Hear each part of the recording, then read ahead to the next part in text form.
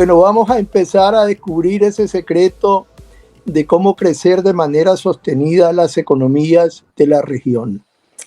En primer lugar, quiero decir de que es muy importante reconocer de que hay dos condiciones fundamentales para que un país pueda crecer de manera sostenida. Lo primero es la existencia de un Estado de Derecho que garantice la seguridad física y jurídica del inversionista y de sus inversiones. Y lo segundo es un paquete de políticas económicas, las reglas del juego, que promuevan la rentabilidad de la inversión privada, ya que solo así vas a poder atraer la inversión y al haber más inversión va a haber más producción, más riqueza, más empleo, más crecimiento y menos pobreza. Lo otro que debemos tener claro es que cuando queremos analizar cuál es la situación económica de un país y cómo hacerlo crecer, es diagnosticar cuál es el tipo de economía que estamos analizando. Porque hay dos grandes categorías de economía. Una es la que se considera que son economías grandes y cerradas, que son prácticamente autosuficientes porque generan todos los insumos que necesitan para desarrollar su producción. Por lo tanto, ese tipo de economías que es autosuficiente podría crecer simplemente estimulando su demanda interna.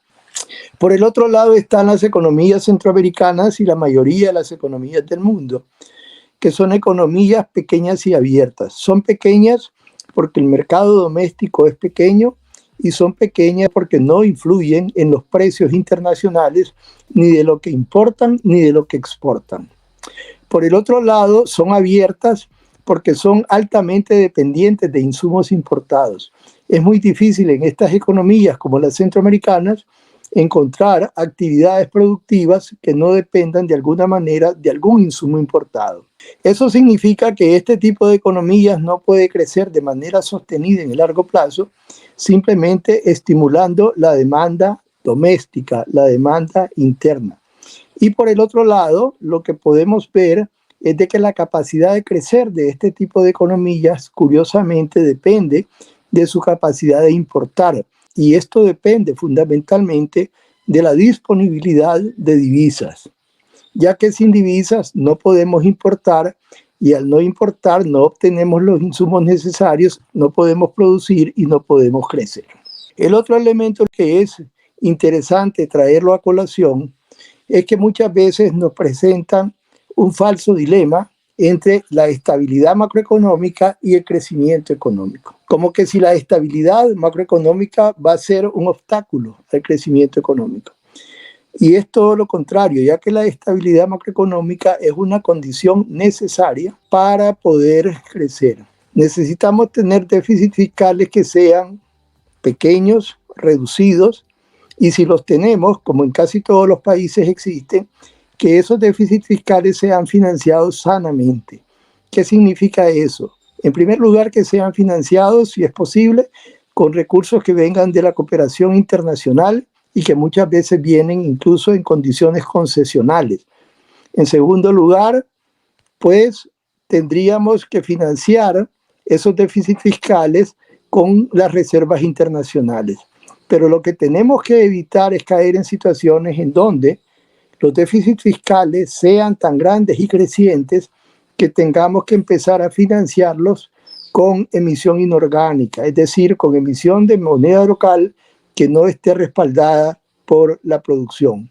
En ese momento, lo que ocurre es que empezamos a experimentar un proceso inflacionario y ese proceso inflacionario, si no lo controlamos, nos lleva a una crisis cambiaria en donde la moneda local empieza a devaluarse.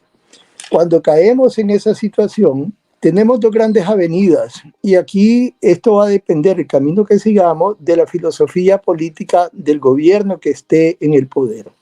Si es un gobierno que cree en el mercado y que considera que para crecer hay que atraer a la inversión y que para eso la inversión debe ser segura y rentable, ese gobierno para corregir el problema inflacionario va a tener que recurrir a los llamados programas de estabilización, que consisten en reducir los déficits fiscales a niveles que sean manejables para que puedan ser financiados sanamente sin provocar inflación. También estos programas de estabilización lo que buscan es que se cumpla la regla de oro que nos garantiza la estabilidad monetaria en las economías nuestras.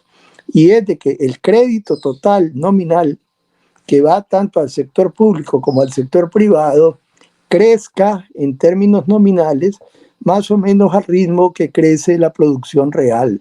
Cuando el crédito total crece mucho más rápidamente que lo que crece la producción real, entonces creamos un desequilibrio monetario en potencia. Ahora, si el gobierno que está en el poder en el momento que se presenta la inflación no cree en la economía de mercado, entonces las medidas que va a poner en práctica van a ser diferentes.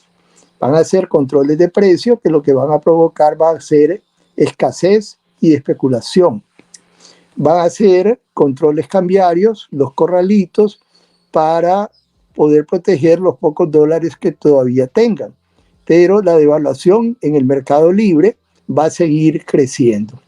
Entonces, lo fundamental es, para crecer, si uno pudiera recapitular, tener un Estado de Derecho que te garantice la seguridad física y jurídica del inversionista y unas políticas económicas que hagan rentable la actividad productiva. Lo que necesitamos es tener lo que yo llamo países brújulas, es decir, que en el largo plazo respetan el Estado de Derecho y mantienen políticas económicas que hacen rentable y atractiva la inversión en el país, pero que el país lo hace de forma sostenida en el largo plazo, independiente de los cambios de poder que se den a nivel político. Cuando el país pasa de ser un país brújula a ser un país péndulo, que dependiendo del poder político, las políticas económicas y las condiciones del Estado de Derecho varían de un extremo a otro,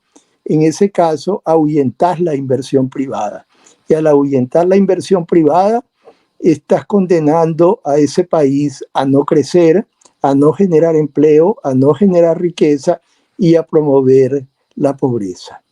Cuando hablamos, por ejemplo, del tema cambiario, para garantizar la estabilidad monetaria es indispensable tener libertad cambiaria y estabilidad cambiaria. Y para eso normalmente se recomienda que los bancos centrales mantengan entre 3 y 4 meses de reservas internacionales para cubrir importaciones. Ese ha sido el estándar que los organismos internacionales y la experiencia nos ha demostrado que nos ayuda a mantener la estabilidad monetaria. Lo fundamental para atraer inversión y no para promover especulación es crear confianza.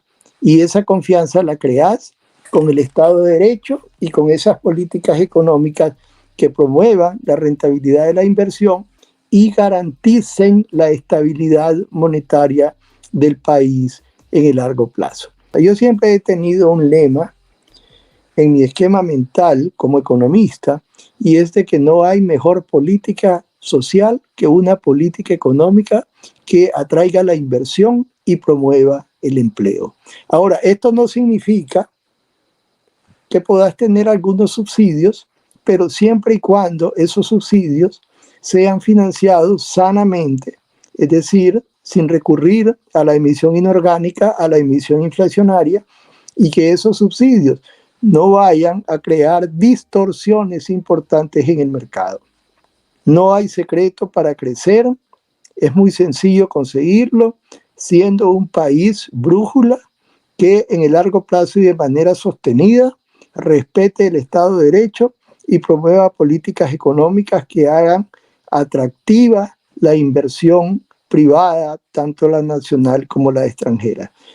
Yo creo que con estas reflexiones podemos conversar más adelante sobre otros temas, pero lo fundamental es eso, un Estado de Derecho y un paquete de políticas económicas que haga rentable y atractiva la inversión privada. Si le gustó esta información, le invitamos para que nos siga en nuestro canal de YouTube Vida y Éxito TV, para más videos sobre negocios, finanzas, economía, estilo de vida o salud.